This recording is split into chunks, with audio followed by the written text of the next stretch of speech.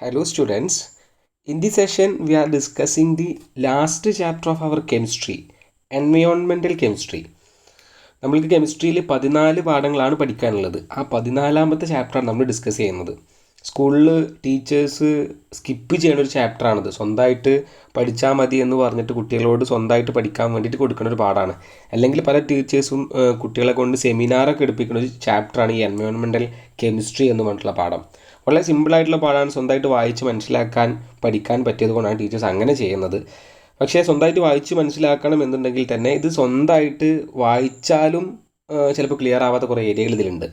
അപ്പോൾ നമ്മൾക്ക് ഇതിനെക്കുറിച്ച് എന്ത് ചെയ്യണം, ശരിക്കും ഒരു നോട്ടും കാര്യങ്ങളും കൃത്യമായിട്ട് വേണം. എന്നാൽ മാത്രം നമുക്കിത് എക്സാമിന് എഴുതാൻ പറ്റുള്ളൂ. കാര്യം മനസ്സിലായിട്ടുണ്ടെങ്കിലും നമുക്ക് ക്വസ്റ്റ്യൻ വരുമ്പോൾ എക്സാമിന് എഴുതണ്ടേ. അതിന് വേണ്ടിയിട്ട് എന്ത് ചെയ്യണം, കൃത്യമായിട്ട് ഇത് വായിക്കുകയും അതിനൊരു നോട്ട് പ്രിപ്പയർ ചെയ്തെടുക്കുകയും വേണം ഈ ഒരു പാഠത്തിൽ നിന്ന്. എന്നാൽ ഈ ഒരു പാഠം നമുക്ക് വായിച്ച് കാണാതെ മനസ്സിലാക്കിയിട്ട് പഠിച്ചാൽ ഈ ഒരു പാഠം വളരെ സിമ്പിളായിരിക്കും. ഈ ഒരു വീഡിയോൻ്റെ ഈ ഒരു സമയം മാത്രം മതി ഒരു പാഠം പഠിച്ചെടുക്കാൻ. സിമ്പിളായിട്ട് കാര്യങ്ങൾ മനസ്സിലാക്കിയാൽ തന്നെ സ്വന്തമായിട്ട് എഴുതിയെടുക്കാൻ പറ്റും. ആദ്യം ടോപ്പിക് വൈസ് കാര്യങ്ങൾ മനസ്സിലാക്കുക എന്നുള്ളതാണ്. നമ്മൾക്ക് ഫോക്കസ് ഏരിയയിൽ പഠിക്കാനുള്ള ടോപ്പിക്കാണ് ഇവിടെ കൊടുത്തിട്ടുള്ളത്. അഥവാ ഈ ഒരു ടോപ്പിക്കാണ് ഫോക്കസ് ഏരിയ ബേസ്ഡ് നമ്മൾക്ക് എന്ത് ചെയ്യാനുള്ളത്, പഠിക്കാനുള്ളത്, ഡിസ്കസ് ചെയ്യാനുള്ളത്. സോ ആ കാര്യം നമുക്ക് ഡിസ്കസ് ചെയ്യാം. നമുക്ക് ഡിസ്കസ് ചെയ്യാനുള്ള ഫസ്റ്റ് എന്ന് പറഞ്ഞാൽ tropospheric pollution and global warming, greenhouse effect, അങ്ങനെ പറഞ്ഞിട്ടുള്ള ഫസ്റ്റ് ടോപ്പിക് അതാണ് നമുക്ക് ഡിസ്കസ് ചെയ്യാനുള്ളത്. ഈ ട്രോപ്പോസ്ഫിയറിക് പൊല്യൂഷൻ എന്ന് പറഞ്ഞ ടോപ്പിക്കിൽ നമ്മൾക്ക് ഗ്ലോബൽ വാർമിംഗ് എന്താണ്, ഗ്രീൻ ഹൗസ് എഫക്റ്റ് എന്താണ്, ആസിഡ് റെയിൻ എന്താണ് എന്നാണ് പഠിക്കേണ്ടത്. ഇതിൻ്റെ ഇടയിൽ കുറച്ച് ടോപ്പിക്കുകളൊക്കെ ഉണ്ടെങ്കിലും നമ്മൾക്ക് ഫോക്കസ് ഏരിയ ബേസ്ഡ് ഈ ടോപ്പിക്കുകളാണ് ഡിസ്കസ് ചെയ്താൽ മതി, പഠിച്ചാൽ മതി എന്ന് പറഞ്ഞിട്ടുള്ളത്. അതായത് ഈ ഒരു പാഠത്തിൽ വളരെ ഇമ്പോർട്ടൻ്റ് ആയിട്ടുള്ള കാര്യങ്ങൾ. നമ്മൾ പഠിക്കുന്ന പാഠത്തിൻ്റെ പേര് എൻവയോൺമെൻറ്റൽ കെമിസ്ട്രി എന്നാണ്. എൻവയോൺമെൻറ്റ് എന്താണ്? എൻവയോൺമെൻറ്റ് നമ്മൾ ഈ എൻവയോൺമെൻറ്റിലുള്ള കെമിസ്ട്രികൾ, റിയാക്ഷൻസ്, അവിടെ നടക്കുന്ന പ്രോസസ്സുകൾ, അതിൻ്റെ കുറച്ച് കാര്യങ്ങൾ നമ്മൾ പഠിക്കുകയാണ്. എൻവയോൺമെൻറ്റലി നടക്കുന്ന ഒരു കാര്യമാണ് എൻവയോൺമെൻറ്റൽ പൊല്യൂഷൻ. എൻവയോൺമെൻറ്റ് പൊല്യൂട്ടഡ് ആവുക. അപ്പോൾ ഈ ഒരു ട്രോപ്പോസ്ഫിയറിക് പൊല്യൂഷൻ പഠിക്കുന്നതിന് മുമ്പ് നമുക്ക് ഫസ്റ്റ് എൻവയോൺമെൻറ്റൽ പൊല്യൂഷൻ എന്താണെന്ന് അറിയണം. എന്നിട്ട് നമുക്ക് എന്ത് ചെയ്യാം, ആ ടോപ്പിക്കിലേക്ക് പോവാം. എൻവയോൺമെൻറ്റൽ പൊല്യൂഷൻ എന്ന് പറഞ്ഞിട്ടുണ്ടെങ്കിൽ it is the effect of undesirable changes in our surroundings that have harmful effect on plants and animals and human beings. അതായത് പ്ലാന്റ്സിനും അനിമൽസിനും ഹ്യൂമൻ ബീയിങ്ങിനും ഡിസൈറബിൾ അല്ലാത്ത എഫക്റ്റുകൾക്ക് പറഞ്ഞ പേരാണ് നമ്മൾ എൻവയോൺമെൻറ്റൽ പൊല്യൂഷൻ എന്ന് പറയുന്നത്. അതായത് എൻവയോൺമെൻറ്റലി ഈ ഒരു ഹ്യൂമൻ ബീയിങ്ങിനും പ്ലാന്റിനൊക്കെ ഡിസൈറബിൾ അല്ലാത്ത കണ്ടീഷനിൽ സറൗണ്ടിങ് ആയി മാറുക, സറൗണ്ടിങ് പൊല്യൂട്ടഡ് ആവുക. ഇപ്പോൾ പ്ലാന്റ്സിന് പല കണ്ടീഷനിലും വളരാൻ പറ്റണം എന്നില്ല. എയർ പൊല്യൂട്ടഡ് ആയിക്കഴിഞ്ഞാൽ പ്ലാന്റ്സിന് എന്ത് ചെയ്യാൻ പറ്റില്ല, വളരാൻ പറ്റില്ല. ഹ്യൂമൻ ബീയിങ്ങിന് അതേപോലെ തന്നെ എയർ പൊല്യൂട്ടഡ് ആണെങ്കിൽ ഓക്സിജൻ പൊല്യൂട്ടഡ് ആയിക്കഴിഞ്ഞാൽ നമുക്കത് ശ്വസിക്കാൻ പറ്റില്ല, എന്തുവരും, രോഗങ്ങൾ വരും. സോ ആ ഒരു എൻവയോൺമെൻറ്റ് പൊല്യൂട്ടഡ് ആവുന്ന കണ്ടീഷൻ, അതിന് പറഞ്ഞ പേരാണ് എൻവയോൺമെൻറ്റൽ പൊല്യൂഷൻ. ഹ്യൂമൻ ബീയിങ്ങിനും പ്ലാന്റ്സിനും അനിമൽസിനൊക്കെ അവർക്ക് അവരുടെ ലൈഫിന് ഡിസൈറബിൾ അല്ലാത്ത കണ്ടീഷൻ, അൺഡിസൈറബിൾ കണ്ടീഷൻ ആവണ ആ ഒരു എഫക്റ്റിന് പറഞ്ഞ പേരാണ് എൻവയോൺമെൻറ്റൽ പൊല്യൂഷൻ. സിമ്പിളായിട്ട് പറഞ്ഞു കഴിഞ്ഞാൽ മനസ്സിലാക്കാവുന്ന കാര്യമാണത്. നമ്മൾക്ക് എന്താണ് നമ്മളെ ബേസിക് ആയിട്ടുള്ള നമ്മൾ ടോപ്പിക്കിലേക്ക് പോകാം. നമുക്ക് പഠിക്കാനുള്ളത് ട്രോപ്പോസ്ഫിയറിക് പൊല്യൂഷൻ എന്ന് പറഞ്ഞാൽ എന്താണെന്നുള്ള, അതായത് the presence of undesirable solid or gases. നമ്മൾ പറഞ്ഞു അൺഡിസൈറബിൾ കണ്ടീഷൻ അവിടെ പറഞ്ഞു. അതേപോലെ presence of undesirable solid and gas particles in the lower level of atmosphere is called tropospheric pollution. ഈ ട്രോപ്പോസ്ഫിയർ എന്ന് പറഞ്ഞിട്ടുണ്ടെങ്കിൽ നമ്മളെ അറ്റ്മോസ്ഫിയറിൻ്റെ ആദ്യത്തെ ലോവർ ലെവലിനാണ് നമ്മൾ ട്രോപ്പോസ്ഫിയർ എന്ന് പറയാം. നമ്മളിപ്പോൾ എർത്തിനെ വരച്ച് കഴിഞ്ഞ് കഴിഞ്ഞാൽ അതിന് ഓരോ ലെയറുകളുണ്ട്. ഫസ്റ്റ് നമുക്ക് ട്രോപ്പോസ്ഫിയർ, പിന്നെ സ്ട്രാറ്റോസ്ഫിയർ, അങ്ങനെ പോയിട്ട് ഓരോ സ്ഫിയേഴ്സ് ലെവലുകളായിട്ടാണ് എന്ത് ചെയ്യണത്, നമ്മൾ ഈ ഒരു അറ്റ്മോസ്ഫിയറിനെ നമ്മൾ പാർട്ടീഷൻ ചെയ്തിട്ടുള്ളത്. അപ്പോൾ ഈ ഒരു എർത്തിൽ നിന്ന് വളരെ അടുത്ത് കാണാവുന്ന ആ ഒരു ലെവൽ ഓഫ് സ്ഫിയർ, അറ്റ്മോസ്ഫിയറിനെയാണ് നമ്മൾ ട്രോപ്പോസ്ഫിയർ എന്ന് പറയുക. ആ ഒരു ട്രോപ്പോസ്ഫിയർ അൺഡിസൈറബിൾ ആയിട്ടുള്ള സോളിഡ്സിൻ്റെയും അൺഡിസൈറബിൾ ആയിട്ടുള്ള ഗ്യാസസ് പാർട്ടിക്കിൾസിൻ്റെ അടിസ്ഥാനത്തിൽ പൊല്യൂട്ടഡ് ആവുന്നതിനെയാണ് നമ്മൾ ട്രോപ്പോസ്ഫിയറിക് പൊല്യൂഷൻ എന്ന് പറയാം. അതായത് carbon dioxide, methane, carbon monoxide ഒക്കെ നമ്മളെ ഈ ഒരു ട്രോപ്പോസ്ഫിയറിൽ എന്ത് ചെയ്തു, അടിഞ്ഞുകൂടിയാൽ കാർബൺ മോണോക്സൈഡ് എന്ന് പറഞ്ഞിട്ടുള്ള ഗ്യാസ് ഈ ഓട്ടോമൊബൈൽസിൽ നിന്നൊക്കെ എന്ത് ചെയ്യും, പുകയായിട്ട് പുറന്തള്ളപ്പെടും. ഈ പുകയിലൊക്കെ കാർബൺ മോണോക്സൈഡ് ഉണ്ടാവുക. ഇതിൻ്റെ അളവ് ഒരു തോതിൽ കൂടിക്കഴിഞ്ഞാൽ ആ ഒരു ഗ്യാസ് പാർട്ടിക്കിൾസ് എന്ത് ചെയ്യും, ഈ ഒരു ട്രോപ്പോസ്ഫിയറിക് ഏരിയയിൽ എന്ത് ചെയ്യും, കൂടുതലായിട്ട് വരികയും അവിടെ എന്ത് ചെയ്യും, ആ ഒരു ഗ്യാസസ് അവിടെയുള്ള ഏരിയനെ എന്ത് ചെയ്യും, പൊല്യൂട്ടഡ് ആക്കും. സോ അതിന് പറഞ്ഞ പേരാണ് ട്രോപ്പോസ്ഫിയറിക് പൊല്യൂഷൻ. അപ്പോൾ ആ ഒരു ട്രോപ്പോസ്ഫിയറിക് പൊല്യൂഷൻ നടക്കുന്നത് കൊണ്ട് നമുക്ക് കുറേ പ്രശ്നങ്ങൾ ഉണ്ടാവും. അങ്ങനെ ഉണ്ടാകുന്ന ഒരു പ്രശ്നമാണ് global warming and greenhouse effect എന്ന് പറയുന്നത്. ഈ രണ്ട് കാര്യങ്ങളാണ് നമുക്ക് ശരിക്കും പഠിക്കാനുള്ളത്. ഈ ഒരു ട്രോപ്പോസ്ഫിയർ പൊല്യൂഷൻ മൂലം ഉണ്ടാവുന്ന രണ്ട് കാര്യങ്ങളാണ് ഗ്ലോബൽ വാർമിങ്ങും ഗ്രീൻ ഹൗസ് എഫക്റ്റും. ഗ്ലോബൽ വാർമിംഗ് എന്ന് പറഞ്ഞിട്ടുള്ള ഗ്ലോബലി ആ എർത്ത് വാമാവുക, ചൂടാവുന്നതിനെയാണ് ഗ്ലോബൽ വാർമിംഗ് എന്ന് പറയാം. ഗ്രീൻ ഹൗസ് എഫക്റ്റ് എന്ന് പറഞ്ഞാൽ ഗ്രീൻ ഹൗസിനെ ബാധിക്കുന്ന എഫക്റ്റിനെ പറഞ്ഞ പേരാണ് ഗ്രീൻ ഹൗസ് എഫക്റ്റ്. ഡീറ്റെയിൽ ആയിട്ട് നമ്മൾ ഡിസ്കസ് ചെയ്യാം. അതായത് ഗ്രീൻ ഹൗസ് എഫക്റ്റ് മൂലം ഉണ്ടാവുന്ന ഒരു കാര്യമാണ് global warming. Greenhouse effect ഉണ്ടായി കഴിഞ്ഞ് കഴിഞ്ഞാൽ ഗ്ലോബലി എന്താവും, ഹീറ്റ്, ചൂട് പ്രൊഡ്യൂസ് ചെയ്യും. ഞാൻ ഇതിനെക്കുറിച്ച് ഡീറ്റെയിൽ ആയിട്ട് എക്സ്പ്ലനേഷൻ പറഞ്ഞുതരാം. ഗ്രീൻ ഹൗസ് എഫക്റ്റ് എന്ന് പറയുന്നതിന് മുമ്പ് ഗ്രീൻ ഹൗസ് എന്താണെന്നുള്ളത് പറയാം. നമ്മൾ എർത്തിലേക്ക് സൂര്യനിൽ നിന്ന് എന്ത് വരുന്നുണ്ട്, റേഡിയേഷൻസ് വരുന്നുണ്ട്. നമ്മളിപ്പോൾ സൂര്യപ്രകാശം റേസ് വരുന്നുണ്ടല്ലോ, ഈ ഒരു സൂര്യപ്രകാശത്തിൻ്റെ ഒപ്പം ultra violet radiations, UV radiations വരും. ഈ UV റേഡിയേഷൻസിനെ നമ്മൾ എർത്തിലേക്ക് ഒരു അളവിനേക്കാളും കൂടുതലായിട്ട് ഈ ഒരു എർത്തിലേക്ക് കവർന്ന് വന്നാൽ അതിനെന്ത് ചെയ്യും, അത് നമ്മൾക്ക് ഇതിലുള്ള ജീവജാലങ്ങളെ ബാധിക്കും. ഈ UV rays, ultraviolet radiations നമ്മളെ എർത്തിലേക്ക് കടന്നു വന്നാൽ അതെന്ത് ചെയ്യും, നമ്മളെ ഭൂമിയിലുള്ള ജീവജാലങ്ങളെ അത് ബാധിക്കും. സോ ഈ ഒരു അൾട്രാ വയലറ്റ് റേഡിയേഷനെ വിടാതെ ഇവിടെ എന്ത് ചെയ്യും, ഇവിടെ ഒരു ഓസോൺ ലെയർ എന്ന് പറഞ്ഞിട്ട് ഒരു ലെയർ ഉണ്ട്. ഈ ഒരു ഗ്രീൻ ഹൗസ് ആക്കിയിട്ട് ഈ ഒരു എർത്തിനെ കൊണ്ട് നടക്കാൻ വേണ്ടിയിട്ട് ഇവിടെ ഒരു ഓസോൺ ലെയർ ഉണ്ട്. അഥവാ ഈ ഒരു UV റേഡിയേഷൻ ഒരു തോതിൽ വിടാതിരിക്കാൻ. അങ്ങനെ ആ ഒരു വിടാതെ എർത്തിനെ പ്രൊട്ടക്റ്റ് ചെയ്യുന്ന ഈ ഒരു ഓസോൺ ലെയർ, അതിനെ പ്രൊട്ടക്റ്റ് ചെയ്യുന്ന ഈ ഒരു കണ്ടീഷന് പറഞ്ഞ പേരാണ് ഗ്രീൻ ഹൗസ് എന്ന്. ആ ഒരു കണ്ടീഷനെ ബാധിക്കുന്ന പ്രശ്നങ്ങൾക്കാണ് ഗ്രീൻ ഹൗസ് എഫക്റ്റ് എന്ന് പറയുന്നത്. കൃത്യമായിട്ട് മനസ്സിലാക്കുക. സൂര്യനിൽ നിന്ന് റേഡിയേഷൻസ് അഥവാ റേസ് വരും അല്ലേ, സൂര്യപ്രകാശം വരൂലേ, അതിൻ്റെ ഒപ്പം എന്ത് ചെയ്യും, വേവ് ലെങ്ത് കൂടിയിട്ടുള്ള അൾട്രാ വയലറ്റ് റേഡിയേഷൻസ് എന്ത് വരും, ഈ ഒരു സൂര്യൻ പ്രകാശത്തിൻ്റെ ഒപ്പം വരും. ആ ഒരു അൾട്രാ വയലറ്റ് റേഡിയേഷൻസിനെ ശരിക്കും ഈ ഒരു ഓസോൺ എന്ന് പറഞ്ഞിട്ടുള്ള ലെയർ നമ്മളെ തടഞ്ഞു നിർത്തും. അപ്പോൾ ആ ഒരു അൾട്രാ വയലറ്റ് റേഡിയേഷൻസ് എർത്തിലേക്ക് വരില്ല, നമ്മൾക്ക് എന്ത് ചെയ്യില്ല, വല്ല പ്രശ്നങ്ങൾ ഉണ്ടാവില്ല. സോ അങ്ങനത്തെ പ്രോപ്പറായിട്ട് നടക്കുന്ന ആ ഒരു ഓസോൺ ലെയറിൻ്റെ സെക്യൂരിറ്റിയിൽ നടക്കുന്ന ആ ഒരു പ്രോസസ്സിന് പറഞ്ഞ പേരാണ് ഗ്രീൻ ഹൗസ്. അങ്ങനെ പറഞ്ഞാൽ അത് ഗ്രീൻ ഹൗസായി. ആ ഒരു ഗ്രീൻ ഹൗസിനെ, ഈ ഒരു ഓസോൺ ലെയറിനെ ബാധിക്കുന്ന ഒരു എഫക്റ്റിന് പറഞ്ഞ പേരാണ് ഗ്രീൻ ഹൗസ് എഫക്റ്റ്. അത് എന്താണെന്നുള്ളത് ഇപ്പോൾ തന്നെ പറയാം. ആ ഒരു ഗ്രീൻ ഹൗസ് എഫക്റ്റ് കാരണം എന്ത് ചെയ്യും, ഗ്ലോബൽ വാമാകും. ഗ്ലോബലി ഈ ഒരു എർത്ത് എന്ത് ചെയ്യും, ചൂട് കൂടും, എർത്ത് കൂടും. അതിന് പറഞ്ഞ പേരാ ഗ്ലോബൽ വാർമിംഗ്. ഇതിൽ ഡീറ്റെയിൽ ആയിട്ട് നമുക്ക് എക്സാമിന് എഴുതേണ്ട കാര്യങ്ങളും അതിന് നോട്ടും കൃത്യമായിട്ട് പറയാം. ഞാൻ ഈ ഒരു സെക്ഷനിൽ നിങ്ങൾക്ക് വെറുതെ തിയറികൾ അങ്ങോട്ട് പറഞ്ഞു പോവല്ല, ക്വസ്റ്റ്യൻ എങ്ങനെയാണ് വരിക എന്നുള്ളതും ആ ഒരു ക്വസ്റ്റ്യൻ ബേസാണ് ഓരോ ടോപ്പിക്കിൻ്റെ നോട്ട് പ്രിപ്പയർ ചെയ്തിട്ടുള്ളത്. അപ്പോൾ നിങ്ങൾക്ക് ആ ഒരു ടോപ്പിക്കിൽ നിന്ന് ഒരു ക്വസ്റ്റ്യനും അതിന് ആൻസറും പറയുമ്പോൾ തന്നെ ഇതിൻ്റെ എല്ലാ ടോപ്പിക്കുകളും കൃത്യമായിട്ട് മനസ്സിലാവും. അപ്പോൾ ഡീറ്റെയിൽ ആയിട്ട് ക്ലാസ് കൃത്യമായിട്ട് കേൾക്കുക, അതിൻ്റെ ഒപ്പം തന്നെ നോട്ട് കൃത്യമായിട്ട് എഴുതുക. വളരെ ചുരുങ്ങിയിട്ടുള്ള ഷോർട്ട് നോട്ട് അഥവാ NCERT നിന്ന് വളരെ പരത്തി കൊടുത്തിട്ടുള്ള നോട്ട് നമ്മൾ ചെറുതാക്കിയിട്ട് ആവശ്യമുള്ളത് മാത്രം വെച്ച് ക്രിയേറ്റ് ചെയ്തതാണ് സിമ്പിൾ നോട്ട്. ഇത് വെച്ചിട്ട് തന്നെ ഡീറ്റെയിൽ ആയിട്ട് പഠിക്കാൻ ശ്രമിക്കുക. നമ്മൾ ഈ global warming and greenhouse effect എന്നുള്ള ഡീറ്റെയിൽക്ക് കാര്യങ്ങൾക്ക് പോവാണ്. What is mean by greenhouse effect? ഞാനിവിടെ പറഞ്ഞു, ഇവിടെ ഒരു ഗ്രീൻ ഹൗസിനെ ബാധിക്കുന്ന എഫക്റ്റിൻ്റെ പേരാണ് ഗ്രീൻ ഹൗസ് എഫക്റ്റ് എന്ന് പറഞ്ഞു ഞാൻ. അത് നമ്മൾ ഡീറ്റെയിൽ ആയി ഡിസ്കസ് ചെയ്യാണ്. When the concentration of carbon dioxide in the atmosphere is above the normal level, it absorb the more infrared radiations. അതായത് നമ്മൾ കാർബൺ ഡൈ ഓക്സൈഡിൻ്റെ അളവ് നമ്മളുടെ എർത്തിൽ ഒരു മിനിമം എമൗണ്ട് ഓഫ് അളവ് വേണമെന്നുണ്ട്. അതായത് 0.03% ആണ് the normal level of carbon dioxide. ഈ ഒരു കാർബൺ ഡൈ ഓക്സൈഡിൻ്റെ അളവ് കൂടിക്കഴിഞ്ഞാൽ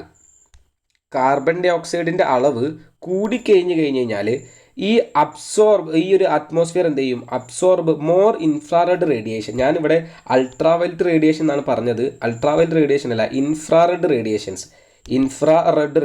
എന്നാണ്. ഇൻഫ്രാറെഡ് റേഡിയേഷൻസ് എന്ത് ചെയ്യും, അബ്സോർബ് ചെയ്യും from the solar energy, hence the temperature of earth atmosphere is increase. ഇവിടെ പറയുന്നത് ശ്രദ്ധിക്കണം, കാർബൺ ഡൈ ഓക്സൈഡിൻ്റെ അളവ് ഈ ഒരു നോർമൽ അളവിൽ നിന്നും കൂടിക്കഴിഞ്ഞിട്ടുണ്ടെങ്കിൽ ഈ ഒരു എർത്ത് എന്ത് ചെയ്യും, ഇൻഫ്രാറെഡ് റേഡിയേഷൻസിനെ ഈ ഒരു സണ്ണിൽ നിന്നുള്ള റേഡിയേഷൻസ് അബ്സോർബ് ചെയ്യും. അത് എർത്തിൻ്റെ ടെമ്പറേച്ചർ ഇൻക്രീസ് ചെയ്യും. ആ ഒരു പ്രോസസ്സിനെ പറഞ്ഞ പേരാണ് ഗ്രീൻ ഹൗസ് എഫക്റ്റ്. എങ്ങനെയാണ് കാർബൺ ഡൈ ഓക്സൈഡിൻ്റെ അളവ്, ഈ കാർബൺ ഡൈ ഓക്സൈഡ് അല്ലാത്ത മീഥൈന് പോലത്തെ ഗ്യാസസിൻ്റെ അളവ് കൂടിയാൽ ഈ ഒരു പ്രശ്നം ഉണ്ടാവും. നമ്മൾ ബേസിക്കലി സിമ്പിളായിട്ടുള്ള കാര്യം ആദ്യം പറയണം. കാർബൺ ഡൈ ഓക്സൈഡിൻ്റെ അളവ് നോർമൽ അളവിൽ നിന്നും കൂടിക്കഴിഞ്ഞാൽ, ശരിക്കും നമ്മൾ അറ്റ്മോസ്ഫിയറിൽ ഒരു പ്രത്യേക level of 0.03 normal level of carbon dioxide വേണം. ആ ഒരു കാർബൺ ഡൈ ഓക്സൈഡ് ഉണ്ടായാലേ നമ്മളെ പ്ലാന്റിനൊക്കെ എന്ത് ചെയ്യാൻ പറ്റില്ല, ഫോട്ടോസിന്തസിസ് കാര്യങ്ങളൊക്കെ നടക്കുള്ളൂ. ആ ഒരു ലെവലിൽ നിന്ന് കാർബൺ ഡൈ ഓക്സൈഡിൻ്റെ അളവ് കൂടിക്കഴിഞ്ഞിട്ടുണ്ടെങ്കിൽ എന്ത് ചെയ്യും, എർത്തിൽ ഇൻഫ്രാറെഡ് റേഡിയേഷൻസിൻ്റെ അളവ് കൂടും. അത് കൂടുന്ന കാരണം എന്ത് ചെയ്യും, എർത്തിൻ്റെ അറ്റ്മോസ്ഫിയറിലുള്ള ടെമ്പറേച്ചർ കൂടും, ഹീറ്റാവും, ടെമ്പറേച്ചർ കൂടും. ആ ഒരു പ്രോസസ്സിനെ പറഞ്ഞ പോലെ this is known as green house effect. ഇങ്ങനെ ഈ ഒരു ടെമ്പറേച്ചർ കൂടുന്ന ആ ഒരു പ്രോസസ്സിന് പറഞ്ഞ പേരാണ് ഗ്രീൻ ഹൗസ് എഫക്റ്റ് എന്ന്.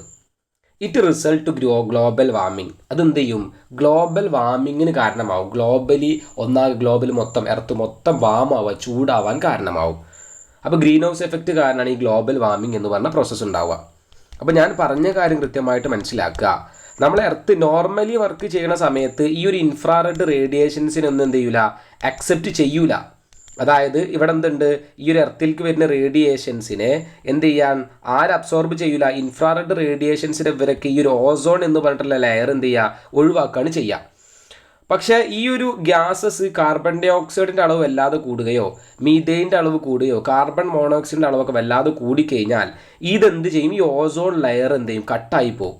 ഈ ഓസോൺ ലെയർ കട്ടായി പോയി കഴിഞ്ഞാൽ ഇതിലൂടെ കൂടുതലായിട്ട് എന്ത് വരും, ഇൻഫ്രാറെഡ് റേഡിയേഷൻസ് വരും. അഥവാ ഇൻഫ്രാറെഡ് റേഡിയേഷൻസിനെ എർത്ത് അബ്സോർബ് ചെയ്യും. ആ ഒരു കണ്ടീഷന് പറഞ്ഞ പേരാണ് ഗ്രീൻ ഹൗസ് എഫക്റ്റ് എന്ന് പറയുന്നത്. അപ്പോൾ നിങ്ങൾക്ക് ഇതിനെക്കുറിച്ച് ബ്രീഫ് ഐഡിയ ഡീറ്റെയിൽ ആയിട്ട് കിട്ടിയിട്ടുണ്ട്. ഇനി ഞാൻ നിങ്ങൾക്ക് എക്സാമിൻ്റെ നോട്ടാണ് ഈ പറയുന്നത്. കാർബൺ ഡൈ ഓക്സൈഡിൻ്റെ അളവ് കൂടിയാൽ, നോർമൽ ലെവലിൽ നിന്ന് കൂടിയാൽ അബ്സോർബ് എന്ത് ചെയ്യും, ഇൻഫ്രാറെഡ് റേഡിയേഷൻസിനെ എർത്ത് അബ്സോർബ് ചെയ്യും. ആ ഒരു കണ്ടീഷനിൽ എർത്തിൻ്റെ ടെമ്പറേച്ചർ ഇൻക്രീസ് ചെയ്യും. ആ ഒരു പ്രോസസ്സിനെ പറഞ്ഞ പേരാണ് ഗ്രീൻ ഹൗസ് എഫക്റ്റ്. കാർബൺ ഡൈ ഓക്സൈഡിൻ്റെ അളവ് നോർമൽ ലെവലിൽ നിന്നും കൂടിക്കഴിഞ്ഞിട്ടുണ്ടെങ്കിൽ എർത്തിൻ്റെ അറ്റ്മോസ്ഫിയർ ഇൻഫ്രാറെഡ് റേഡിയേഷൻസിനെ അബ്സോർബ് ചെയ്യുകയും എർത്തിൻ്റെ ടെമ്പറേച്ചർ ഇൻക്രീസ് ചെയ്യുകയും ചെയ്യും. ഈ ഒരു പ്രോസസ്സിന് പറഞ്ഞ പേരാണ് ഗ്രീൻ ഹൗസ് എഫക്റ്റ്. ഈ ഗ്രീൻ ഹൗസ് എഫക്റ്റ് കാരണം അവിടെ ഗ്ലോബൽ വാർമിംഗ് ഉണ്ടാവും. ഗ്ലോബൽ എന്ത് ചെയ്യും, ഗ്ലോബലി എർത്ത്, ഗ്ലോബൽ എന്ന് ഉദ്ദേശിക്കുന്നത് എർത്തിന് പറഞ്ഞാണ്. അപ്പോൾ ഗ്ലോബലി എന്ത് വരും, എർത്തിൻ്റെ താപം ഇൻക്രീസ് ചെയ്യും, ടെമ്പറേച്ചർ ഇൻക്രീസ് ചെയ്യും. സോ ഗ്ലോബൽ വാർമിംഗ് ഉണ്ടാവും, ഗ്ലോബൽ വാമാവും. അതിന് പറഞ്ഞ പേരാ ഗ്ലോബൽ വാർമിംഗ്. അപ്പോൾ ഗ്രീൻ ഹൗസ് എഫക്റ്റ് എന്നുള്ള കാര്യം നമ്മൾ ഡീറ്റെയിൽ ആയിട്ട് ഡിസ്കസ് ചെയ്യും. ഗ്ലോബൽ വാർമിംഗ് കൃത്യമായിട്ട് പറഞ്ഞു. നമുക്കതിൻ്റെ ബാക്കി കാര്യങ്ങൾ നോക്കാം. അവ ഇതിൻ്റെ ഒപ്പമുള്ള കാര്യങ്ങളാണ്. ഇതിന് കൂടുതലായിട്ട് ചോദിക്കുന്ന ക്വസ്റ്റ്യൻസും ഇതിനൊപ്പം എഴുതേണ്ട കാര്യങ്ങളാണ് നമ്മൾ പറയുന്നത്. What are the major gases which contribute towards the global warming. ഈ ഒരു ഗ്ലോബൽ വാർമിംഗ് എന്ന് പറഞ്ഞ പ്രോസസ്സ് ഉണ്ടാക്കാൻ വേണ്ടിയിട്ടുള്ള ഗ്യാസസുകൾ ഏതൊക്കെയാണ്? ഈ ഒരു ഗ്ലോബൽ വാർമിംഗ് അല്ലെങ്കിൽ ഗ്രീൻ ഹൗസ് എഫക്റ്റ് ഏതൊക്കെ ഗ്യാസ് വഴിയാണ് ഉണ്ടാവുക, അല്ലെങ്കിൽ എന്താണ് greenhouse gases, global warming effect ഉണ്ടാക്കുന്ന ഗ്യാസസ് ഏതൊക്കെയാണ്, അതൊക്കെയാണ് നമ്മൾ പറയാൻ പോകുന്നത്. The gas responsible for greenhouse effect are called greenhouse gas. Greenhouse gas എന്ന് പറഞ്ഞു കഴിഞ്ഞാൽ എന്താണെന്നുള്ളതാണ് പറഞ്ഞത്. ഈ ഒരു ഗ്രീൻ ഹൗസ് എഫക്റ്റിന് കാരണമാകുന്ന ഗ്യാസുകൾക്ക് പറഞ്ഞ പേരാണ് ഗ്രീൻ ഹൗസ് ഗ്യാസ്. ഇപ്പോൾ നമ്മളിവിടെ പറഞ്ഞു, ഇവിടെ കാർബൺ ഡൈ ഓക്സൈഡ് കാരണം ഇവിടെ ഗ്രീൻ ഹൗസ് എഫക്റ്റ് ഉണ്ടാവുന്നത്. സോ ഈ കാർബൺ ഡൈ ഓക്സൈഡ് എന്താണ്, ഒരു ഗ്രീൻ ഹൗസ് ഗ്യാസ് ആണ്. ഗ്രീൻ ഹൗസ് എഫക്റ്റ് എന്ന് പറഞ്ഞിട്ടുള്ള ഒരു നെഗറ്റീവ് എഫക്റ്റാണ്. ഇത് കൂടിക്കഴിഞ്ഞിട്ടുണ്ടെങ്കിൽ ഗ്ലോബൽ വാർമിംഗ് കൂടുകയും നമ്മൾ ഹ്യൂമൻ ബീയിങ്ങിന് അതൊരു നെഗറ്റീവ് ആകും. ഹ്യൂമൻ ബീയിന് മാത്രമല്ല പ്ലാന്റ്സിനും അനിമൽസിനൊക്കെ അത് നെഗറ്റീവായിട്ട് ബാധിക്കും. ശരിക്കും അത് ഉണ്ടാവാൻ പാടില്ല. അത് നമ്മൾ അറ്റ്മോസ്ഫിയറിൽ കൂടുതലായിട്ട് കാർബൺ മോണോക്സൈഡിൻ്റെ അളവോ കാർബൺ ഡൈ ഓക്സൈഡിൻ്റെ അളവോ കൂടിക്കഴിഞ്ഞാലാണ് ഈ എഫക്റ്റ് ഉണ്ടാവുക. സോ ആ ഒരു ഗ്യാസസിന് പറഞ്ഞ പേരാണ് ഗ്രീൻ ഹൗസ് ഗ്യാസസ് എന്നുള്ളത്. സോ ആ ഗ്യാസസ് ഏതൊക്കെയാണ് നോക്കാം. കാർബൺ ഡൈ ഓക്സൈഡ് നമ്മൾ പറഞ്ഞു. അതിൻ്റെ ഒപ്പമുള്ള ആളാണ് methane, water vapour, chloro fluoro carbons, nitrous oxide and ozone. ഈ ഗ്യാസുകളൊക്കെ എന്ന് പറഞ്ഞാൽ ഈ ഗ്രീൻ ഹൗസ് എഫക്റ്റിൽ കോൺട്രിബ്യൂട്ട് ചെയ്യുന്ന ഗ്യാസസുകളാണ്. ഗ്രീൻ ഹൗസ് എഫക്റ്റ് എന്ന് പറഞ്ഞ പ്രോസസ്സിനെ സ്വാധീനിക്കുന്ന ഗ്യാസുകൾക്ക് പറഞ്ഞ പേരാണ് ഗ്രീൻ ഹൗസ് ഗ്യാസസ്. ആ ഗ്രീൻ ഹൗസ് ഗ്യാസസ് ഏതൊക്കെയാണ്? Carbon dioxide, methane, water vapour, chloro fluoro CFCs എന്ന് പറയും, chlorofluorocarbon, nitrous oxide, ozone. ഈ ഗ്യാസസ് ഒക്കെയാണ് ഗ്രീൻ ഹൗസ് ഗ്യാസസ് എന്നറിയപ്പെടുന്നത്. ഇവരെ ഗ്രീൻ ഹൗസ് ഗ്യാസസ് എന്ന് പറയാനുള്ള കാരണം എന്താണ്? അവ ഗ്രീൻ ഹൗസ് എഫക്റ്റിൽ കോൺട്രിബ്യൂട്ട് ചെയ്യുന്നത് കൊണ്ടാണ് ഇവരെ ഗ്രീൻ ഹൗസ് ഗ്യാസസ് എന്ന് പറയുന്നത്. ഓക്കെ, നെക്സ്റ്റ് കേസിലേക്ക് പോവാം. What are the adverse of effect of global warming in green house effect? അതായത് ഈ ഒരു ഗ്രീൻ ഹൗസ് എഫക്റ്റ് കാരണം എന്തൊക്കെ പ്രശ്നങ്ങളാണ്, എന്തൊക്കെ എഫക്റ്റുകളാണ് ഇവിടെ ഉണ്ടാവുക? നമ്മളിപ്പോൾ ഗ്രീൻ ഹൗസ് എഫക്റ്റ് ഉണ്ടായി, ഈ ഒരു ഗ്യാസസിൻ്റെ എമൗണ്ട്, കാർബൺ ഡൈ ഓക്സൈഡിൻ്റെ, മീഥൈൻ്റെ അല്ലെങ്കിൽ കാർബൺ മോണോക്സൈഡിൻ്റെ അളവ് അല്ലെങ്കിൽ ക്ലോറോ ഫ്ലൂറോ കാർബണിൻ്റെ അളവ് എവിടെ കൂടി? അറ്റ്മോസ്ഫിയറിൽ കൂടി. അങ്ങനെ കൂടിക്കഴിഞ്ഞാൽ ഗ്രീൻ ഹൗസ് എഫക്റ്റ് ഉണ്ടാവും. അങ്ങനെ ഉണ്ടായിക്കഴിഞ്ഞാൽ ഡ്യൂ ടു ഗ്ലോബൽ വാർമിംഗ്, അവിടെ ഗ്ലോബൽ വാർമിംഗ് ഉണ്ടാവും. ഈ ഒരു ഗ്ലോബൽ വാർമിംഗ് കാരണം the average global temperature will be increases. അതായത് നമ്മൾക്ക് ഇവിടെ ജീവിക്കാൻ വേണ്ടിയിട്ട് അല്ലെങ്കിൽ നമ്മൾക്ക് നോർമൽ കണ്ടീഷനിൽ ഒരു ടെമ്പറേച്ചർ ഉണ്ട്. ആ ടെമ്പറേച്ചറിൽ കൂടിക്കഴിഞ്ഞാൽ നമ്മൾക്ക് എന്തെങ്കിലും പ്രശ്നങ്ങൾ വരും. സോ ആ ഒരു ടെമ്പറേച്ചർ കൂടും. നോർമൽ ടെമ്പറേച്ചർ എന്തെയും ഗ്ലോബൽ ടെമ്പറേച്ചർ വിൽ ഇൻക്രീസ്. ആ ടെമ്പറേച്ചർ ഇൻക്രീസ് ചെയ്യും. This will leads to melting of polar ice caps. അതായത് നമ്മളെ എർത്തിൻ്റെ പോളാർ റീജിയനിലൊക്കെ ഐസുകളാണുള്ളത്. അഥവാ പോളാർ റീജിയനിലൊക്കെ എന്താണ്, വളരെ തണുത്ത ഏരിയ, ടെമ്പറേച്ചർ വളരെ കുറവാണ്. അവിടെ എന്താണ്, ഐസ് ക്യൂബ് അഥവാ ഐസ് ക്യാപ്സുകളാണുള്ളത്. സോ ഈ ഒരു ഐസ് ക്യാപ്സുകൾ എന്ത് ചെയ്യും? ടെമ്പറേച്ചർ കൂടിക്കഴിഞ്ഞാൽ അലിയും. ടെമ്പറേച്ചർ കൂടിക്കഴിഞ്ഞാൽ ഐസ് ക്യാപ്സുകൾ അലിയുകയും ആ ഒരു അലിഞ്ഞു കഴിഞ്ഞാൽ ആ ഒരു വെള്ളം എന്ത് ചെയ്യും? അതിൻ്റെ ലോവർ ഫ്ലോഷനിലേക്ക് ഒഴുകുകയും അവിടെ ഫ്ലഡ് ഉണ്ടാവാൻ കാരണമാവുകയും ചെയ്യും. അപ്പോൾ നമ്മൾ ഫസ്റ്റ് പഠിക്കേണ്ട ഒരു കാര്യം എന്ന് പറഞ്ഞു കഴിഞ്ഞാൽ ഗ്രീൻ ഹൗസ് എഫക്റ്റ് കാരണം ഫസ്റ്റ് ഉണ്ടാവുന്നതാണ് ഗ്ലോബൽ വാർമിംഗ് ഉണ്ടാവും. ആ ഗ്ലോബൽ വാർമിംഗ് ഉണ്ടായി അവിടുത്തെ ടെമ്പറേച്ചർ കൂടും. അങ്ങനത്തെ ടെമ്പറേച്ചർ കൂടിക്കഴിഞ്ഞാൽ പോളാർ റീജിയനിലുള്ള ഐസ് ക്യാപ്സ് ഉരുകും. അങ്ങനെ അവനെ ഉരുകിക്കഴിഞ്ഞാൽ ഈ ഒരു ഐസ് ക്യാപ്പുകൾ ഇവിടുന്ന് ഉരുകി കഴിഞ്ഞിട്ടുണ്ടെങ്കിൽ ആ ഒരു വെള്ളമായിട്ട് താഴേക്ക് ഒലിക്കുകയും ഒഴുകിക്കഴിഞ്ഞാൽ അവിടെയുള്ള ഏരിയയിൽ അതിനെ ബാധിക്കും. അവിടെയുള്ള ആ വെള്ളത്തിൻ്റെ അളവ് അവിടെ കൂടിക്കഴിഞ്ഞാൽ വാട്ടർ കണ്ടൻറ്റ് അതിൻ്റെ ലോവർ പോർഷനിൽ കൂടിക്കഴിഞ്ഞ് കഴിഞ്ഞാൽ എന്താ, അവിടെ ഫ്ലഡ് ഉണ്ടാവും. അവിടെയുള്ള ജീവജാലങ്ങൾ അത് ബാധിക്കും. സോ ഗ്രീൻ ഹൗസ് എഫക്റ്റിൻ്റെ ഒരു കാര്യമാണ് പറഞ്ഞത്. രണ്ടാമത്, increasing the global temperature it result the disease like dengue, malaria, yellow fever, sleeping sickness. ഈ പറഞ്ഞിട്ടുള്ള അസുഖങ്ങളും ഉണ്ടാവും. അതായത് നമ്മൾ ഗ്ലോബലി ടെമ്പറേച്ചർ കൂടിക്കഴിഞ്ഞാൽ നമ്മളെ അറ്റ്മോസ്ഫിയറിൽ നമ്മൾക്ക് ജീവിക്കാനുള്ള ടെമ്പറേച്ചർ, ലൈവ് ചെയ്യാനുള്ള ടെമ്പറേച്ചർ ഉണ്ട്, നോർമൽ ടെമ്പറേച്ചർ ഉണ്ട്. ആ ടെമ്പറേച്ചറിൽ നിന്ന് മാറ്റം ഈ ഒരു നോർമൽ ഗ്ലോബൽ ടെമ്പറേച്ചർ വന്നു കഴിഞ്ഞാൽ കുറേ അസുഖങ്ങൾ ഉണ്ടാവാം. മലേറിയ, യെല്ലോ ഫീവർ, അങ്ങനെ പറഞ്ഞ കുറേ ഡിസീസുകൾക്ക് കാരണമാവാം. അപ്പോൾ രണ്ട് പ്രശ്നങ്ങളാണ് ഇവിടെ കൃത്യമായിട്ട് നന്നായിട്ട് പറയുന്നത്. ഗ്രീൻ ഹൗസ് എഫക്റ്റ് കാരണം പോളാർ റീജിയനിൽ ഐസ് ഉരുകുകയും അവിടെ ആ ഐസ് ഉരുകിയിട്ട് അവിടെ ഫ്ലഡ് ഉണ്ടാവാൻ കാരണമാകും. സോ ആ ഒരു ലോവർ പോർഷനിൽ ഏരിയയിലുള്ള എർത്തിൻ്റെ ലോവർ പോർഷനിൽ ഏരിയയിലുള്ളവർക്ക് ഫ്ലഡ് വരികയും അത് അവിടുത്തെ ലിവിങ് ബീങ്സിനെ എന്ത് ചെയ്യും, ബാധിക്കുകയും ചെയ്യും. പിന്നെ അങ്ങനെ ടെമ്പറേച്ചർ വല്ലാതെ ഇൻക്രീസ് ചെയ്താൽ കുറേ ഡിസീസുകൾ ഉണ്ടാവാം. മലേറിയ, ഡെങ്കി, യെല്ലോ ഫീവർ എന്നൊക്കെ പറഞ്ഞിട്ടുള്ള കുറേ ഡിസീസുകൾ ഉണ്ടാവാം. അപ്പോൾ നമുക്ക് പഠിക്കേണ്ട ഒരു കാര്യമാണിത്.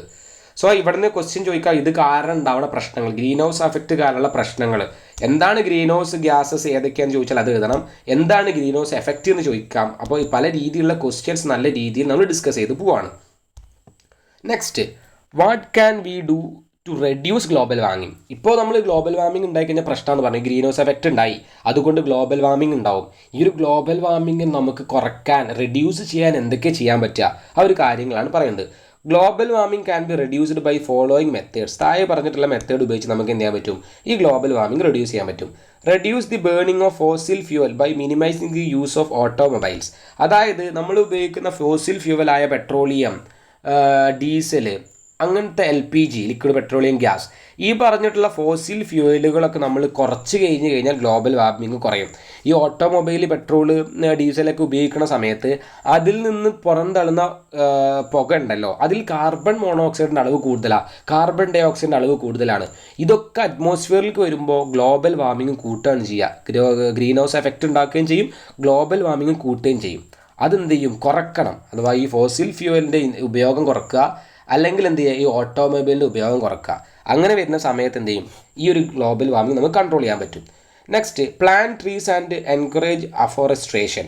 അതായത് നമ്മൾക്ക് പ്ലാന്റിൻ്റെ അളവ് കൂടുന്നതിനനുസരിച്ചിട്ട്, അതായത് നമ്മൾ അറ്റ്മോസ്ഫിയറിനെ ഒരു പ്യുവർ ആക്കുന്ന ഒരു സംഭവമാണ് പ്ലാന്റ് എന്ന് പറയുന്നത്.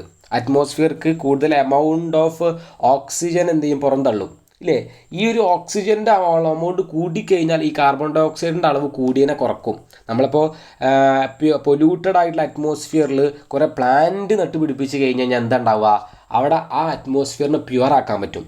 സോ അതാണ് പറയുന്നത്, കുറേ പ്ലാന്റിന് നമ്മൾക്ക് എന്ത് ചെയ്യാൻ പറ്റും, ട്രീസൊക്കെ എന്ത് ചെയ്യുക, നമ്മൾ കൂടുതലായിട്ട് വെക്കുക അഥവാ ഫോറസ്ട്രേഷൻ നടത്തുക. Next, avoid burning of dry leaves and wood. അതായത് നമ്മൾ എന്ത് ചെയ്യുക, കൂടുതൽ കത്തികൾ, ഡ്രൈ വ്യൂഡ്സിന് വുഡിനൊക്കെ നമ്മൾ എന്ത് ചെയ്യാണ്, കത്തികളത് ഒഴിവാക്കുക.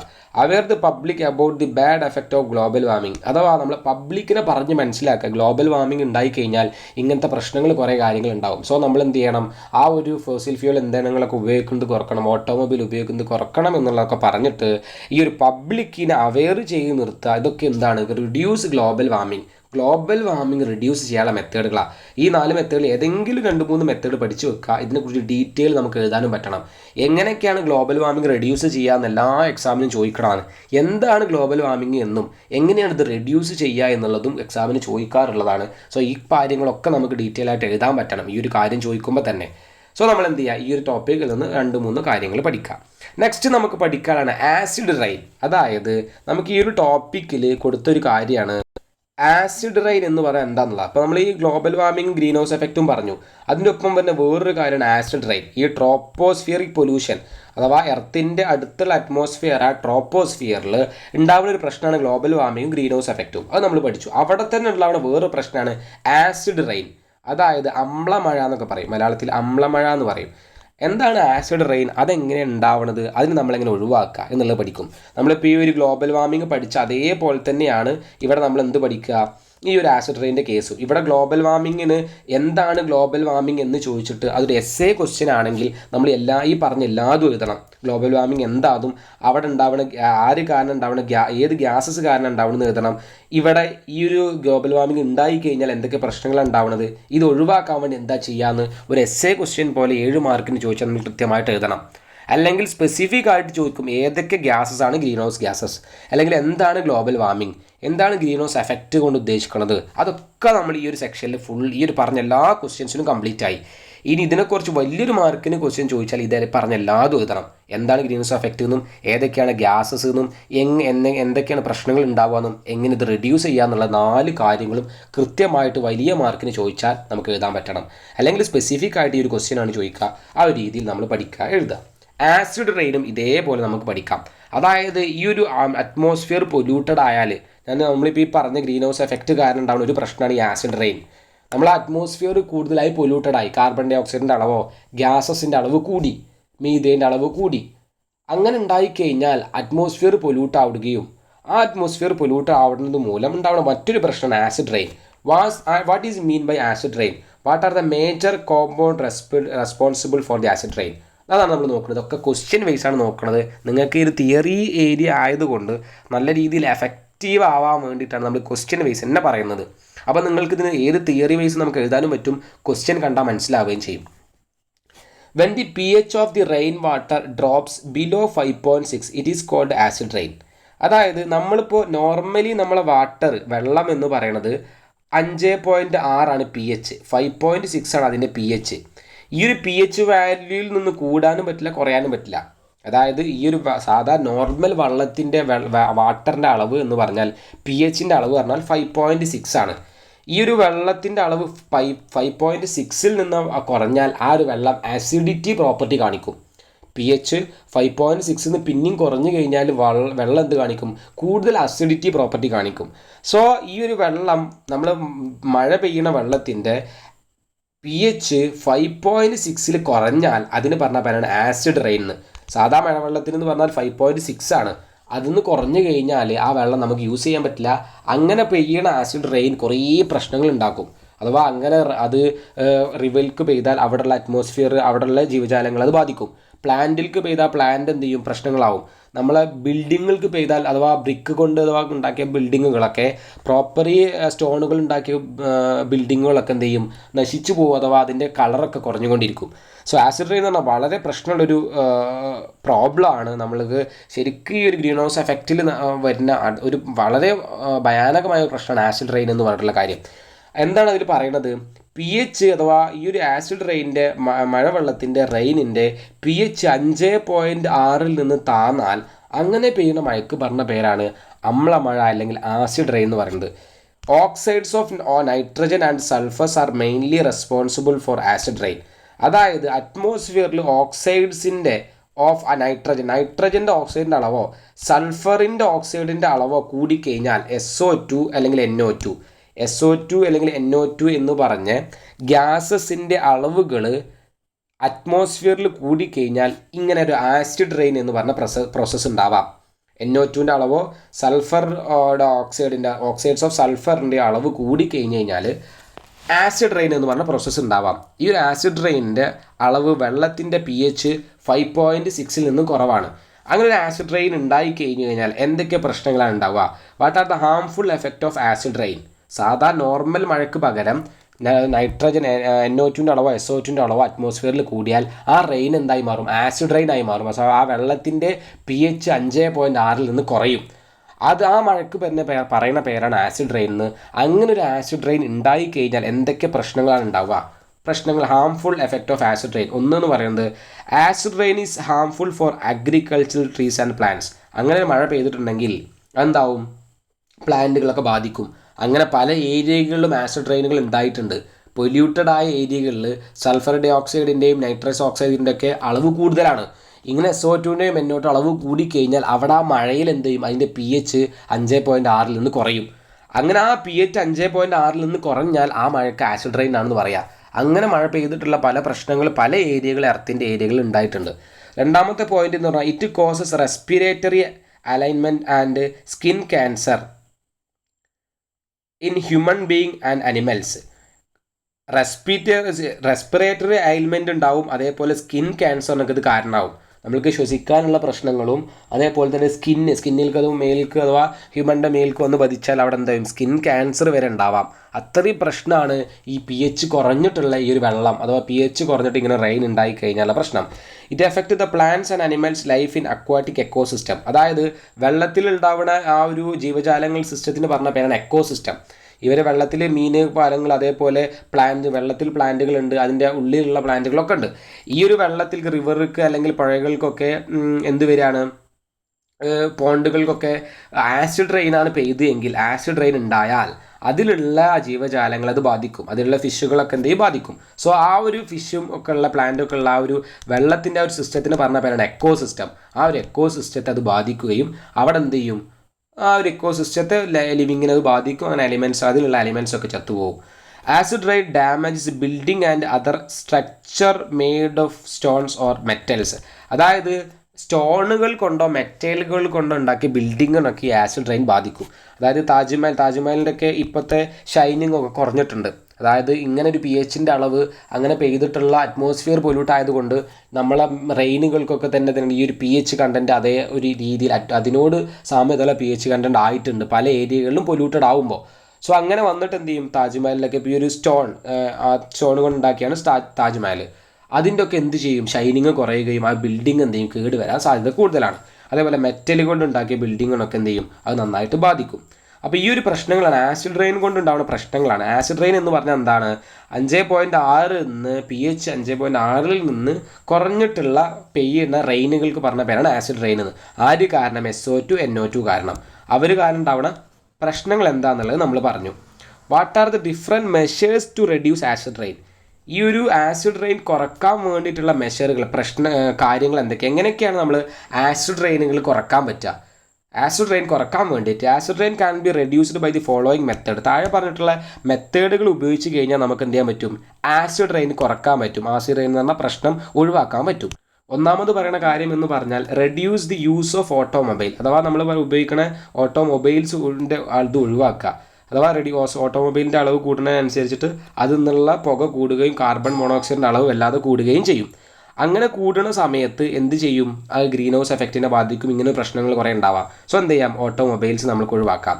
രണ്ടാമത് encourage the use of natural gases instead of call. Natural gases കൂട്ടുക. നമ്മൾ ഈ കോള് പോലത്തെ ഫ്യൂൽ ഗ്യാസസ് ഉപയോഗിക്കുന്നതിന് പകരം നാച്ചുറൽ ഗ്യാസസ് ഉപയോഗിക്കുക. അങ്ങനെയാണെങ്കിൽ നമുക്ക് ആസിഡ് റെയിൻ കുറക്കാൻ പറ്റും. Next, catalytic converter must be used in motor vehicle reduce the emission of carbon monoxide and oxides of nitrogen. അതായത് ഈ ഓക്സൈഡ്സ് ഓഫ് നൈട്രജനും കാർബൺ മോണോക്സൈഡാണ് കൂടുതലായിട്ട് ആസിഡ് റെയിൻ ഉണ്ടാക്കുന്നത്. ഇത് കൂടുതലായിട്ടും വരുന്നത് എവിടുന്നാണ്? കാർബൺ മോണോക്സൈഡ് ഒക്കെ കൂടുതലായിട്ടും വരുന്നത് വെഹിക്കിളിൽ നിന്നാണ്. വെഹിക്കിളാണ് കൂടുതലായിട്ട് ഈ കാർബൺ മോണോക്സൈഡിനെ പുറന്തള്ളുന്നത്. ഈ ഒരു പുറന്തള്ളുന്നത് ഒഴിവാക്കാൻ വേണ്ടിയിട്ട് നമ്മൾ വെഹിക്കിളിൽ കാറ്റലറ്റിക് കൺവേർട്ടേഴ്സ് യൂസ് ചെയ്യുക. കാറ്റലറ്റിക് കൺവേർട്ടേഴ്സ് എന്ന് പറഞ്ഞാൽ വെഹിക്കിളിൽ യൂസ് ചെയ്യുന്ന ഒരു കൺവേർട്ടറാണ്. സോ ഈ കാർബൺ മോണോക്സൈഡിന് എന്ത് ചെയ്യും? ആ ഒരു കൺവേർട്ടർ ഉപയോഗിച്ചിട്ട് റെഡ്യൂസ് ചെയ്തിട്ട് അത് വേറെ കമ്പോണൻ്റ് ആക്കി മാറ്റിയിട്ട് പുറന്തള്ളും. സോ ഒരു പ്രശ്നം ഉണ്ടാവില്ല. സോ കാറ്റലറ്റിക് കൺവേർട്ടർ എന്ത് ചെയ്യുക? വെഹിക്കിൾസ് യൂസ് ചെയ്യുക. അതെന്ത് ചെയ്യും? ആസിഡ് റെയിനെ റെഡ്യൂസ് ചെയ്യും. ലാസ്റ്റ് പറയണ നേരത്തെ പറഞ്ഞ അതേപോലത്തെ topic, aware the public about the acid rain. പബ്ലിക്കിന് എന്ത് ചെയ്യുക? ആസിഡ് റെയിനിനെ കുറിച്ചിട്ട് എന്ത് ചെയ്യുക? അവെയർനെസ് കൊടുക്കുക. ആസിഡ് റെയിൻ എന്ന് പറഞ്ഞാൽ കുറേ പ്രശ്നങ്ങൾ ഉണ്ടാക്കുന്നു, ഇങ്ങനെ പ്രോബ്ലങ്ങൾ ഉണ്ടാക്കുന്നു, സ്കിൻ ക്യാൻസറിനെ ബാധിക്കും എന്നുള്ളതൊക്കെ ആസിഡിനെ കുറിച്ചൊരു അവെയർനെസ് കൊടുക്കുക. അതാണ് ലാസ്റ്റ് മെത്തേഡ് എന്ന് പറയുന്നത്. നെക്സ്റ്റ് നമുക്ക് നോക്കാം വാട്ടർ പൊല്യൂഷൻ. ഈ ഒരു ടോപ്പിക്കിൽ തന്നെ ഇമ്പോർട്ടൻ്റ് ആയിട്ടൊരു ടോപ്പിക്കാണ് വാട്ടർ പൊല്യൂഷൻ എന്ന് പറഞ്ഞ ടോപ്പിക്ക്. നമ്മൾ ആദ്യം നോക്കിയ ടോപ്പിക്ക് എന്ന് പറഞ്ഞാൽ അറ്റ്മോസ്ഫിയറിക് പൊല്യൂഷൻ ആയിരുന്നു. ട്രോപ്പോസ്ഫിയറിക് പൊല്യൂഷൻ അഥവാ എയർ പൊല്യൂട്ടഡ് ആവുക എന്നുള്ളതായിരുന്നു. രണ്ടാമത് നോക്കുന്നത് വാട്ടർ പൊല്യൂട്ടഡ് ആവുക എന്നുള്ളതാണ്. അതിൽ ഈ ഒരു എൻവയോൺമെൻറ്റൽ പൊല്യൂഷനിൽ 2 സെക്ഷനാണുള്ളത്. ഒന്ന് എയർ പൊല്യൂഷൻ, അതാണ് നമ്മളിപ്പോൾ ഇതുവരെ പറഞ്ഞത്. ഇനി പറയുന്നതാണ് വാട്ടർ പൊല്യൂഷൻ, വെള്ളം പൊല്യൂട്ടഡ് ആവുക. വെള്ളം പൊല്യൂട്ടഡ് ആവുക ആ ഒരു ഏരിയയിൽ നമുക്ക് നോക്കാനുള്ളത് ബയോകെമിക്കൽ ഓക്സിജൻ ഡിമാൻഡ്, BOD എന്ന് പറഞ്ഞിട്ടുള്ള ഇമ്പോർട്ടൻ്റ് ആയിട്ടുള്ള ഒരു കാര്യമാണ്. എന്താണ് ബയോകെമിക്കൽ ഓക്സിജൻ ഡിമാൻഡ് എന്ന് പറയുന്നത്? അത് കാരണമാണ് വാട്ടർ പൊല്യൂഷൻ ഉണ്ടാവുന്നത്. ആ ഒരു കേസ് നമുക്ക് ഡീറ്റെയിൽ ആയിട്ട് ഡിസ്കസ് ചെയ്യാം. വാട്ടർ പൊല്യൂഷൻ എന്ന് പറഞ്ഞിട്ടുണ്ടെങ്കിൽ എന്താ? വാട്ടർ പൊല്യൂഷൻ എന്ന് പറയുന്നത് വെള്ളം പൊല്യൂട്ടഡ് ആവുക. എയർ നേരത്തെ പൊല്യൂട്ടഡ് ആയ പോലെ അതിലുള്ള വാട്ടറിലുള്ള ജീവജാലങ്ങൾക്ക് അതിൻ്റെ ലൈഫ് സൈക്കിളിനെ ബാധിക്കുന്ന രീതിയിൽ വെള്ളം പൊല്യൂട്ടഡ് ആവുന്നതിനാണ് വാട്ടർ പൊല്യൂഷൻ എന്ന് പറയുന്നത്. അതുപോലെ നമ്മൾ ഇൻഡസ്ട്രിയിൽ നിന്നുള്ളൊക്കെ വേസ്റ്റുകളും കാര്യങ്ങളും നമ്മൾ ഓരോ സ്ഥലങ്ങളിലെ വേസ്റ്റും കാര്യങ്ങളൊക്കെ വെള്ളത്തിൽ വരുന്ന സമയത്ത് വെള്ളം പൊല്യൂട്ടഡ് ആവും. ഈ വെള്ളം പൊല്യൂട്ടഡ് ആവുന്ന സമയത്ത് അവിടെ ഉണ്ടാവുന്ന ഒരു കാര്യമാണ് ബയോളജിക്കൽ ഓക്സിജൻ ഡിമാൻഡ്. വെള്ളം പൊല്യൂട്ടഡ് ആയി കഴിഞ്ഞാൽ ബയോളജിക്കൽ ഓക്സിജൻ ഡിമാൻഡ് കൂടും. ഓക്സിജൻ്റെ ഡിമാൻഡ് കൂടും. ഓക്സിജൻ്റെ ഡിമാൻഡ് കൂടുക എന്ന് പറഞ്ഞാൽ ആ വെള്ളത്തിൽ ഉണ്ടാവുന്ന ഓക്സിജൻ്റെ അളവ് കുറയുക എന്നാണ്. ഒരു കാര്യത്തിന് ഡിമാൻഡ് കൂടിയെന്ന് പറഞ്ഞാൽ എന്താ? ആ സാധനത്തിൻ്റെ അവൈലബിലിറ്റി കുറയാന്നല്ല അർത്ഥം. സോ ബയോളജിക്കൽ ഓക്സിജൻ ഡിമാൻഡ് ഒരു വെള്ളത്തിൽ കൂടി, അങ്ങനെയാണെങ്കിൽ ആ വെള്ളം പൊല്യൂട്ടഡ് ആണെന്ന് പറയാം. നമുക്ക് എന്താണ് ബയോളജിക്കൽ ഓക്സിജൻ ഡിമാൻഡ് എന്നുള്ള കേസ് നോക്കാം. What is biological oxygen demand അല്ലെങ്കിൽ BOD? The amount of oxygen required by the bacteria to break down the organic matter present in certain volume of a sample of water is called biological oxygen demand.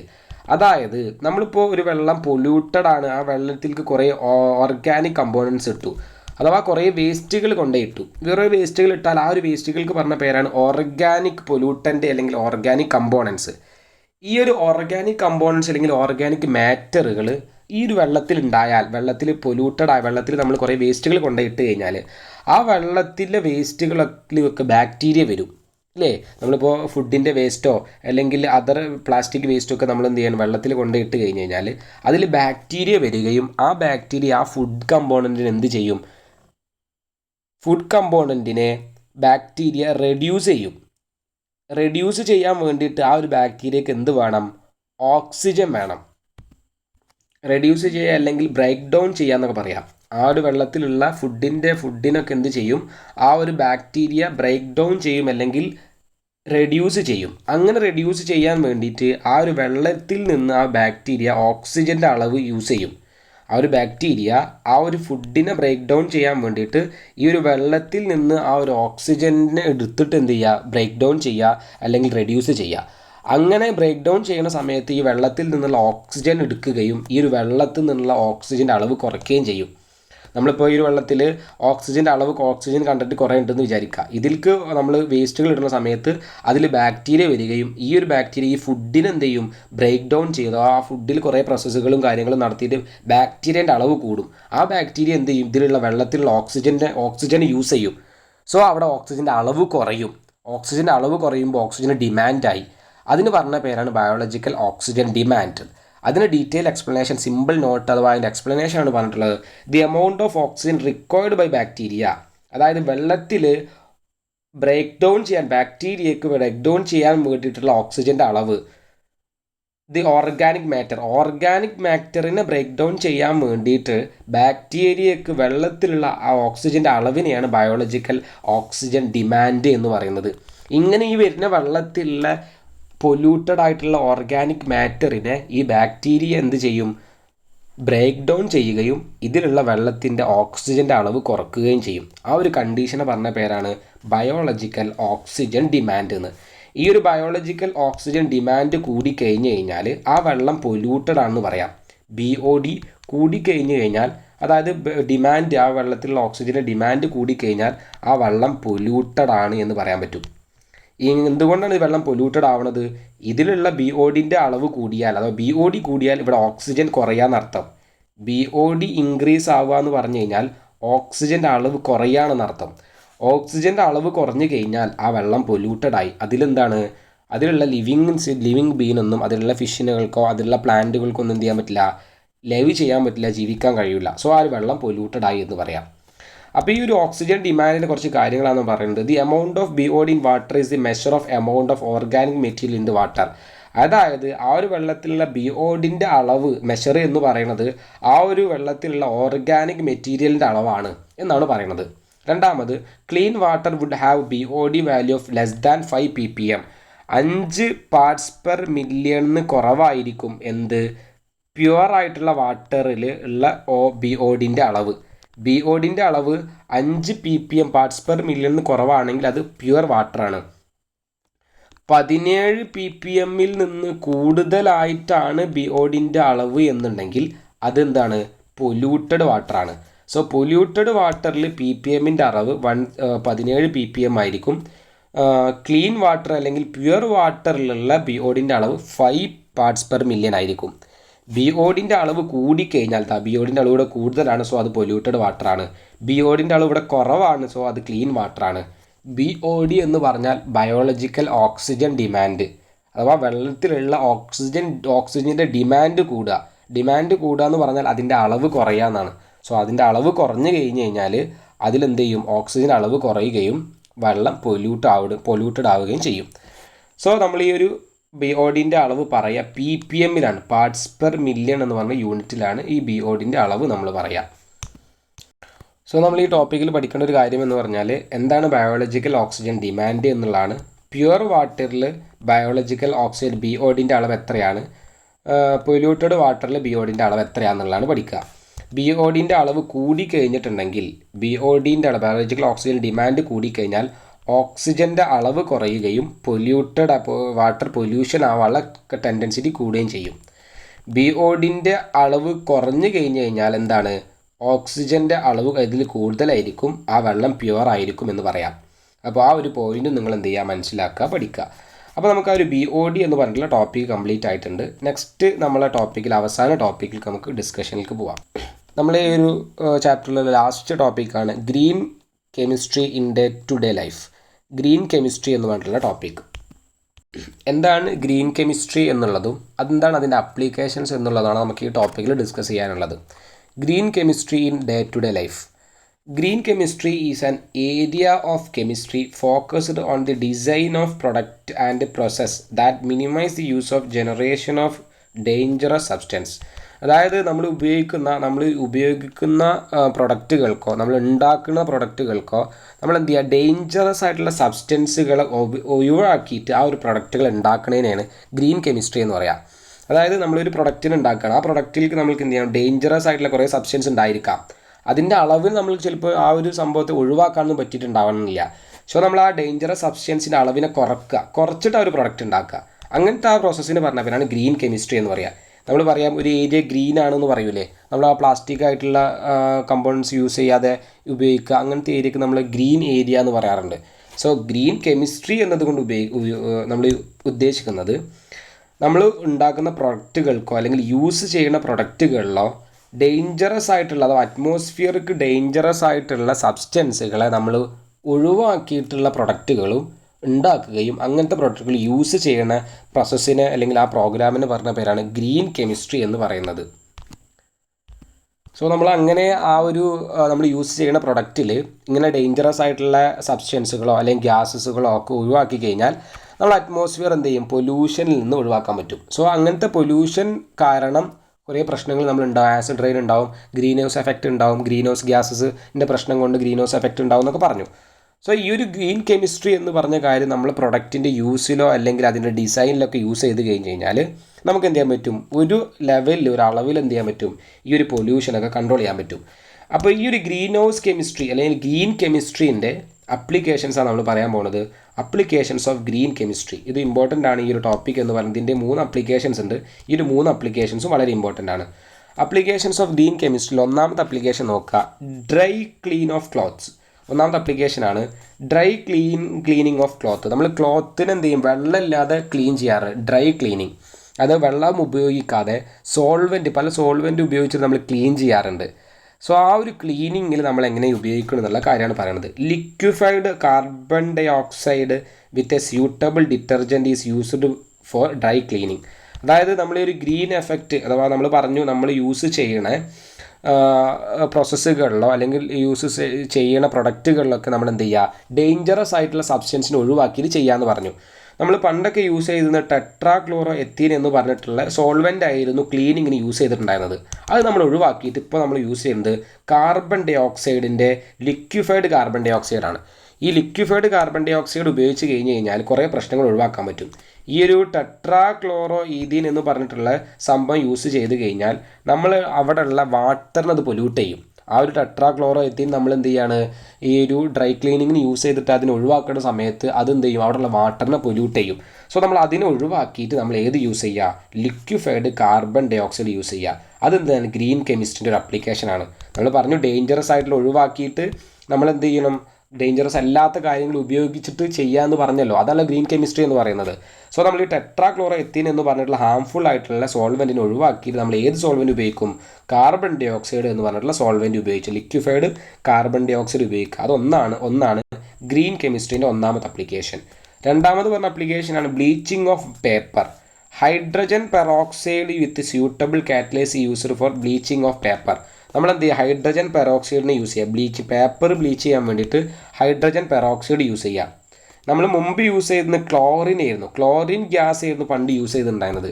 ഈ chlorine gases ഒക്കെ എന്താണ്, bleaching of പേപ്പറിന് use ചെയ്യുന്ന സമയത്ത് ആ chlorine gas അറ്റ്മോസ്ഫിയറിന് എന്ത് ചെയ്യും, polluted ആക്കും. So നമ്മൾ എന്ത് ചെയ്യുക, ഈ ക്ലോറിൻ ഗ്യാസ് ഉപയോഗിക്കുന്നത് ഒഴിവാക്കിയിട്ട് ഹൈഡ്രജൻ പെറോക്സൈഡ് യൂസ് ചെയ്യുക. ഇത് രണ്ടാമത്തെ അപ്ലിക്കേഷനാണ് ഫോർ ദ ഗ്രീൻ കെമിസ്ട്രി എന്ന് പറയുന്നതിന്. മൂന്നാമത്തെ അപ്ലിക്കേഷനാണ് സിന്തസിസ് ഓഫ് കെമിക്കൽസ്.